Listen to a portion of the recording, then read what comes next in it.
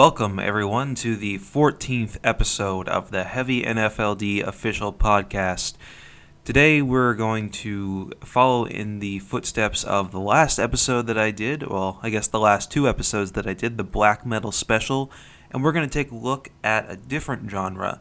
You could probably guess what it is based upon the title of this episode, Riffer Madness. That's right, we're going into stoner metal. Well, stoner metal, stoner rock, sludge metal, whatever you want to call it, basically anything that's heavy as fuck and has gnarly ass riffs. And we're going to kick things off with the instrumental amazement of Taylor Wall and Jeff Devereaux with Gaze into the Eye of the Cosmos by Electrikompany.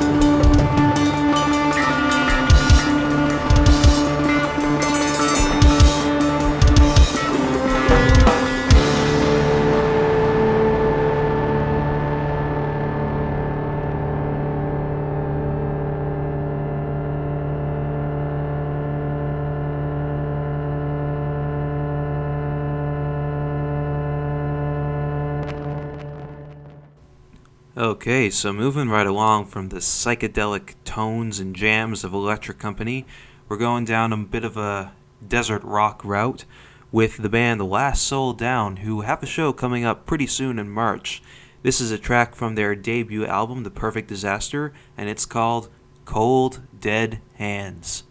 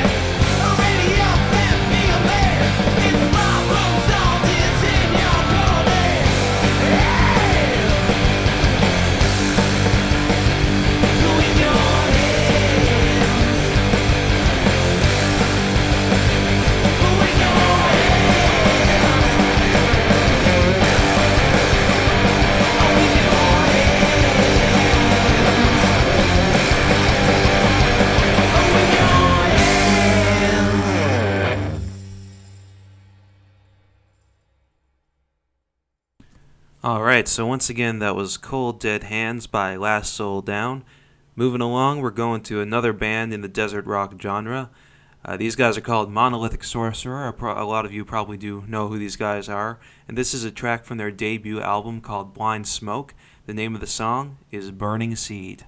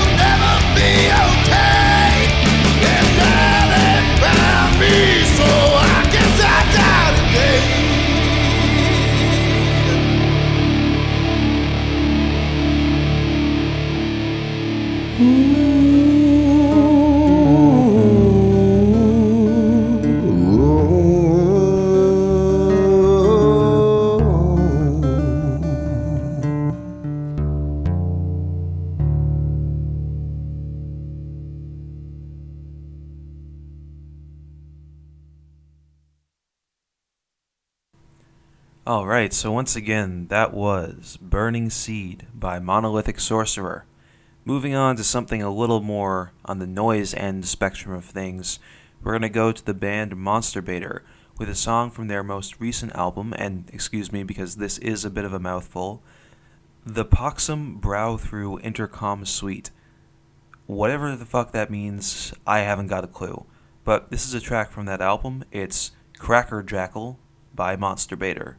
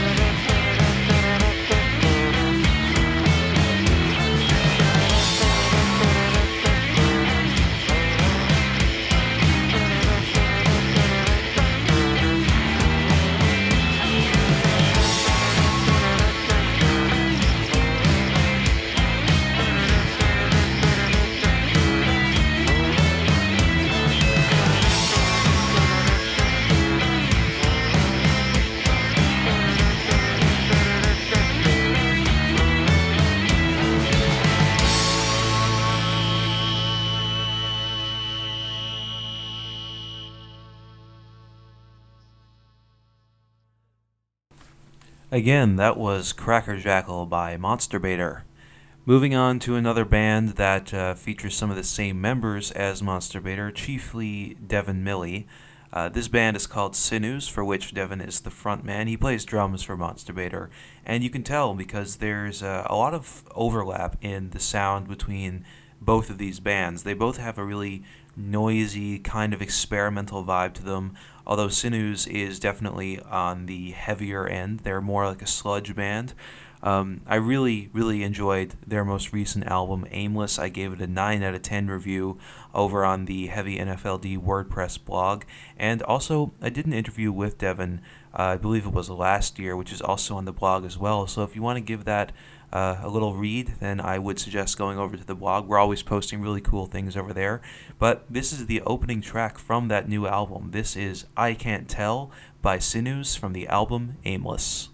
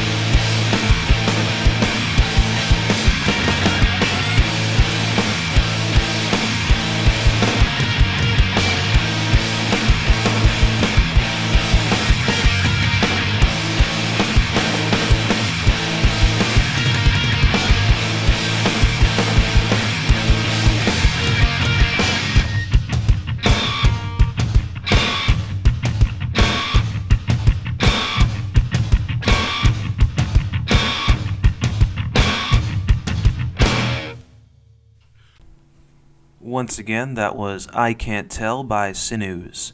Moving right along, we're going to keep the sludge vibes going with another band called Puce, which most of you guys probably know. They recently played a fundraiser show, I believe, not too long ago, to get some money together for the recording of their new album, which I am really fucking excited to hear because, well, I'll be honest, when I wrote the review for the Sinews album, I kind of made an error.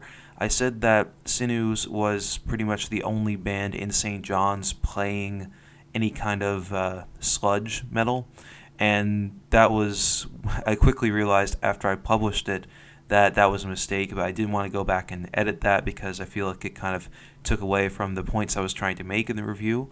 But yeah, there's a ton of bands that are playing this style in St. John's. It's just that for some reason it kind of slipped my mind because they haven't really been as active as Sinews has. Puce, of course, is a great example. We also have Bad Milk and Geinus, which Lucas also reviewed their most recent album not that long ago. I think it was earlier this week. And I think you could even lump Monsterbator in with them too. So yeah, I did make a bit of a mistake there, but that's kind of the point in me making this episode all about sludge and stoner and doom metal because I felt bad for making that error and not giving these bands their due as well. And Puce is fucking awesome. Like, I'm really looking forward to their new album. So this is a track from these guys' debut. It's called I'm Down by Puce.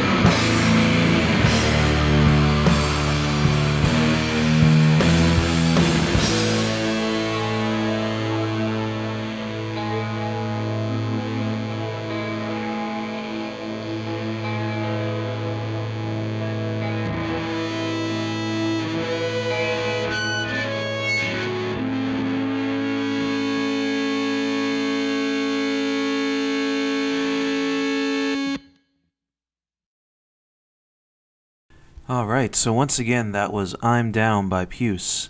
Now we're going into the news segment of the show, and there is quite a bit to talk about this month.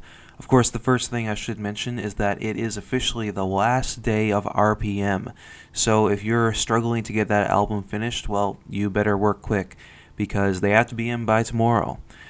The most important thing that I probably have to talk about right now is the death of Fixed Coffee and Baking, as well as the Overcast, two really important establishments, I guess you could call them, in the downtown scene. Of course, if you want to find out more in depth about what's going on there, I do highly suggest you read the CBC articles on these events, or go over to the Heavy NFLD blog to read the editorial that I wrote about it. But suffice it to say, this is definitely a loss for the downtown community in St. John's. Moving on next, the Out of Earshot Festival is now accepting applications for bands. That festival is going on from August 22nd to the 24th this year, so make sure you get your applications in quick if you want to perform there. The Poster Bandit has made a return. I don't know if you guys remember this, but this has happened before. My buddy James, who plays in the Skeets, he had his posters attacked not that long ago, where someone decided to target his band for some reason and rip down all of the posters that him and his bandmates have been putting up all over the city. And now this person, maybe it's not the same person, but in my mind, it seems like it might be. The same person is struck again, this time going against Navigator Black, Alex Knoftel. I don't know why anyone would do this, because it takes a lot of work to go out there and to actually put these posters up all over town, and then it's also money going out of that person's pocket to print those posters in the first place. And maybe they have to take the time off work to actually go and put those posters up. So if you're the kind of person who takes the posters down that is up to advertise a show, fuck you. Honestly, you are a piece of shit. Go die in a fire.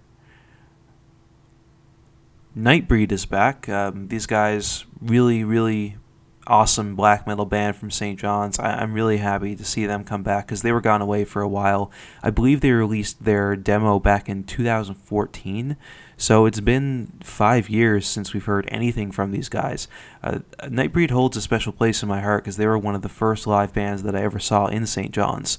They played alongside Threat Assessment, Dark Era, and Winter Hearth at a all black metal show that was held at Distortion, and it was such an important moment for me becoming part of the local scene in St. John's, that it just makes me really happy to see them back jamming again, coming up with new music. Apparently they have a new set list, so I'm looking forward to hearing that.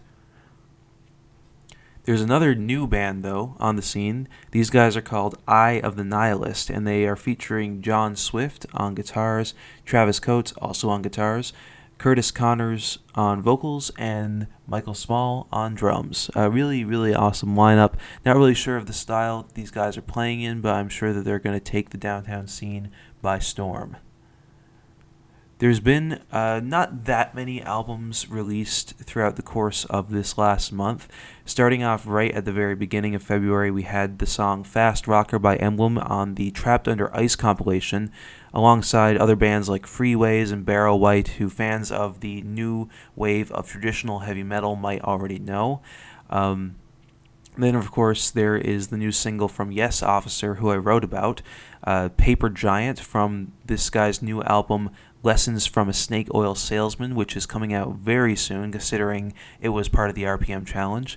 And, of course, my very own album, Harsh Times, by the project that I've called Luciferi, which is a traditional 70s style doom metal album, which I also did for RPM this year. But there are other albums coming up throughout the course of 2019 that I am very excited to hear about, and to hear the music from, of course, including, but not limited to, Across Darkness, Allagash, Category 6, Jim Jones and the Kool-Aid Jammers, Most Likely Forever, Sons of an Eastern Moon, and the aforementioned Yes Officer. So I'm really excited to hear music from these bands, especially Allagash, because you guys know that they're one of my favorites. When it comes to stuff that we've done on the Heavy NFLD blog, we did 2 reviews this month, one of which was with John Dunphy and Lucas Ellsworth of Jim Jones and the Kool-Aid Jammers, and the other was with James Skeets from the Skeets. And that interview was not something that I was expecting to blow up, but it did. It got something like 50 shares on Facebook, which was insane. I've never expected to get that kind of reach by doing this sort of thing. And it made the like count on our Facebook page skyrocket from 510 up to 638 in like a week and a half, which is just unprecedented growth. I was not expecting that, but I have the fan base of the Skeets to thank for that. So good on you. Also, we did some reviews this month. Lucas, who writes under the alias of Jello by Awful, wrote 2 reviews, one for Rise by Ascend the Throne and the other of Keeper by Geinus, and I wrote one for Aimless by Sinews, which is one of my favorite releases to come out of St. John's in recent memory. Going on next, we have a lot of upcoming shows to look forward to in March.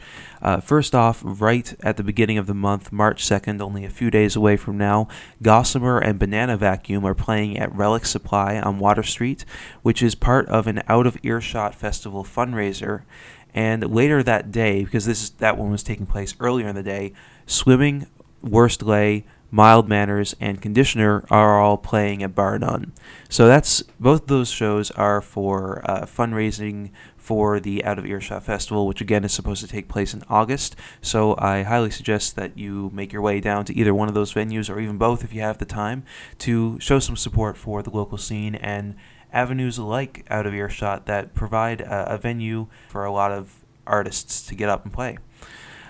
Next up, on March 9th, there's 2 shows going on. Ascend the Throne has their album release for Rise, and they're playing alongside Mantra, the Hellfire Club, and River City at the Rock House, again on March 9th. And then on that day, the Nintendo Fun Club is doing a Final Fantasy cover show at the Kitty Vitty Brewery Tap Room, of course, out in Kitty Vitty. So if you're a fan of video game music and you like instrumental rock, I would suggest going to that one. Then later on March 15th at the Fat Cat, a lot of the bands that, some of the bands that we are talking about in this show, including Puce and Geinus, are playing at the Fat Cat with Jim Jones, Smoke Signals, and Unita. Then, on March 16th, the day after, for St. Patrick's Day, at Chipsand are playing with the Daisy Cutters at the Rock House. And finally, on March 24th, there is an all-ages show at Distortion featuring Last Cigar, Pearl, Mantra, Sons of an Eastern Moon, and Dead Inner Youth, who I'm really happy to be making a comeback. So, that about concludes it for the local news. I'm not going to really talk too much about what's happening in the metal world at large right now, but I do want to express my sincere condolences to Laura Pleasance of the somewhat defunct sludge metal band Kaileza. I feel like it is important because we are talking about sludge metal, of course. She lost her husband, Brian McGraw, earlier this month to cancer, and I do feel sincerely sorry for her, so my condolences to Laura. But moving right along and continuing on with the sludge theme, we're going to play a song by Bad Milk from their miscellaneous compilation of demos, covers, and live recordings. This song is called Transylvanian Vacation, and it was recorded live off the floor at Distortion.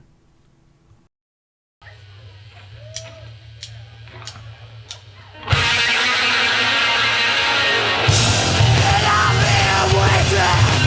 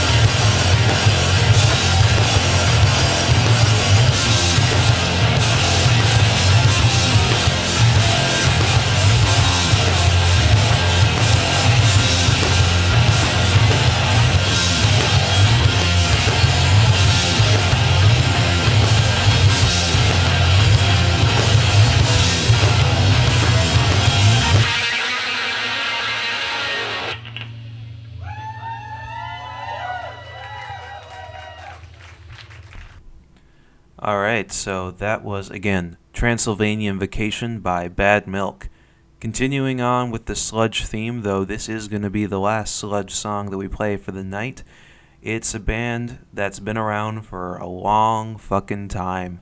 As Lucas pointed out in his review, these guys have been around since the 90s, yet they show no signs of slowing down yet. Of course, I am talking about the one, the only Geinus, with a song called Catacombs from their most recent album, Keeper.